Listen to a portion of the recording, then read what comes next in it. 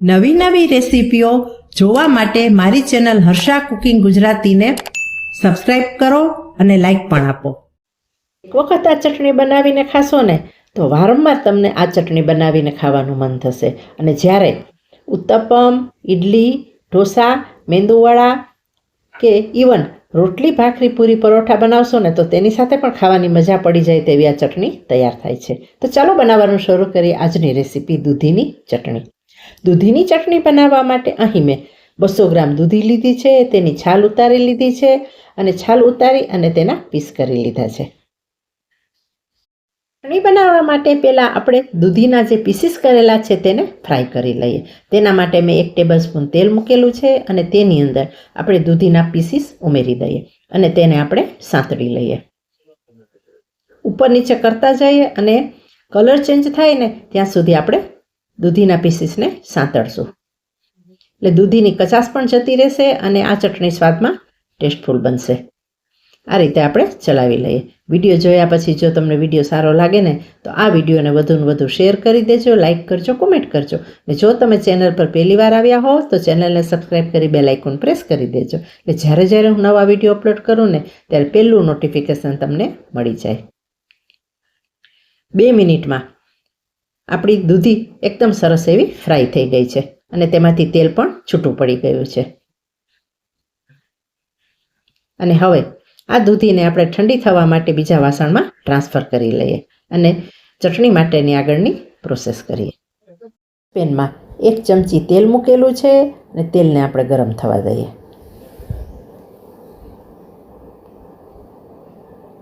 તેલ ગરમ થાય એટલે તેની અંદર આપણે 1 ચમચી અડદની દાળ ઉમેરીએ અને સાથે 1 ચમચી ચણાની દાળ ઉમેરીએ અને બંનેને આપણે સાંતળી લઈએ. આ રીતે બંને દાળને સાંતળશું ને એટલે તેની સુગંધ પણ સરસ આવશે અને દાળ થોડી ફ્રાય થઈ જશે એટલે ચટણી ખૂબ જ ટેસ્ટી બનશે.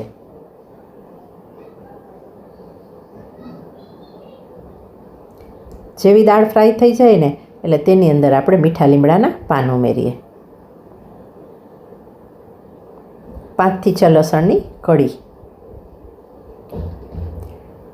2 તીખા લીલા મરચાં અને 1 સમારેલી ડુંગળી. તમે લસણ ડુંગળી ન ખાતા હો તો તેને સ્કીપ કરી દેજો. તેને બદલે આદું લઈ લેજો અને મરચાં વધારે એડ કરજો એટલે આ ચટણી ટેસ્ટમાં ખૂબ જ સરસ બને અને થોડી સ્પાઇસી પણ બને.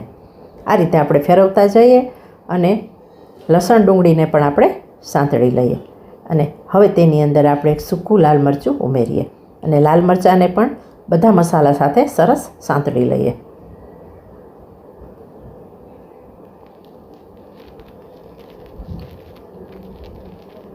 આ ચટણી તમે ક્યારે ન બનાવી હોય ને તો એક વખત ચોક્કસ ટ્રાય કરી જોજો. ટેસ્ટમાં બહુ સરસ લાગે છે. ઘરમાં કોઈને પીરસશો અથવા મહેમાનને પણ આપશો ને તો તેઓ પણ પૂછશે કે આ ચટણી તમે કઈ રીતે બનાવી છે. આ રીતે ફેરવતા જઈશું એટલે ડુંગળી પણ ટ્રાન્સપરન્ટ થઈ જશે અને બધી વસ્તુની કચાશ દૂર થઈ જશે. જુઓ અહીં બધો જ મસાલો સરસ સંતળાઈ ગયો છે અને તેની સુગંધ પણ એકદમ સરસ રસોડામાં આવી રહી છે. સુગંધ આવે એટલે આપણે સમજી લેવાનું કે મસાલો આપણો શેકાઈ ગયો છે. હવે તેની અંદર આપણે 1/4 ટીસ્પૂન હળદર નાખવાની. અહીં હળદરનું પ્રમાણ ઓછું રાખવાનું છે, વધારે નાખવાની નથી.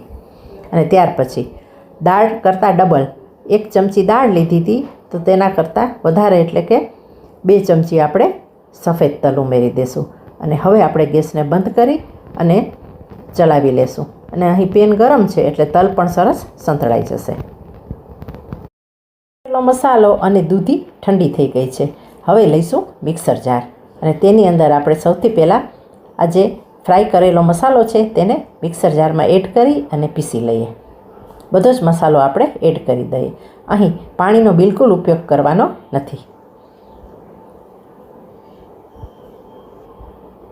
મસાલાને એક વખત મેં ચલાવી લીધો છે. હવે તેને આપણે સરખો મિક્સ કરી લઈએ.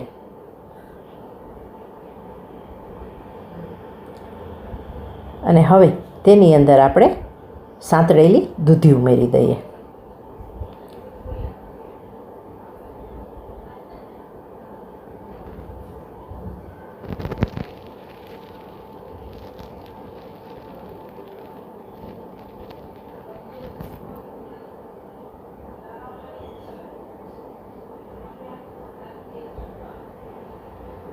ત્યાર પછી તેની અંદર આપણે 1 કપ કોથમરી ઉમેરીએ.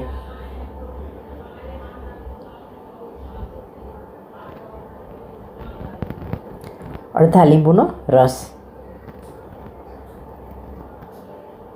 સ્વાદ મુજબ નિમક, અને હવે બધું આપણે ફાઇન પીસી લઈએ.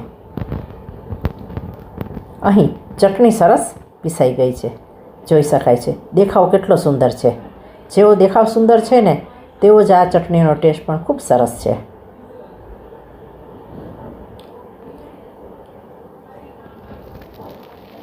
ચટણીને આપણે એક બાઉલમાં ટ્રાન્સફર કરી લઈએ.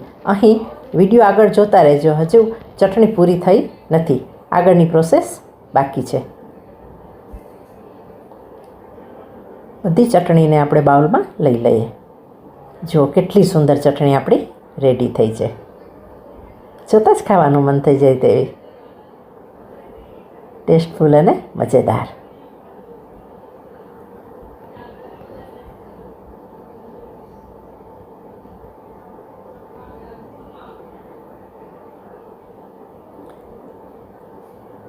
હવે આપણે એક વઘાર તૈયાર કરીએ. તેના માટે મેં એક પેન ચડાવેલું છે અને તેની અંદર 1 ચમચી તેલ મૂકેલું છે.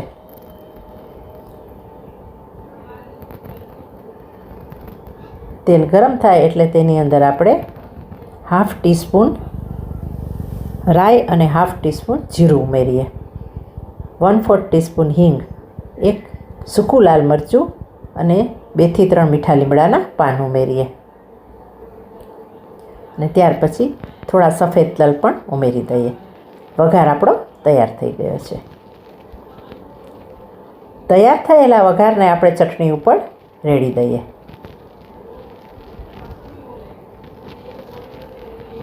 ટેસ્ટફુલ, મજેદાર, નવી જ દૂધીની ચટણી બનીને તૈયાર થઈ ગઈ છે. હવે મળીશું બીજી જ નવી રેસીપી સાથે.